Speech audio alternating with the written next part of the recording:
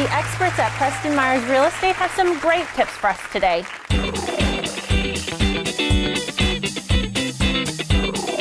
I'm getting ready to sell my house. Do you have any advice? A couple of points to get when you're getting your house ready for the market. One of the things that we recommend to do is upon entering the home, make sure all your lights work. Have all your lights on. If it's a great day, open up all your curtains, let in lots of light.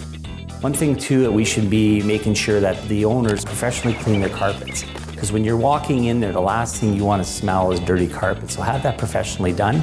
And again, as I said, no burnt out light bulbs. Also, it'd be really great if they decided to bake something. Because coming into a home that smells like fresh bread, I tell you, it just makes you want to buy this house. One thing we always ask clients to do as well is take the personal pictures off the wall. One of the things that people cannot imagine themselves is why are they coming in and they're too busy looking at the people's pictures. So we want them to make it their own house. So that's a few pointers that we would do to get your house ready for the market.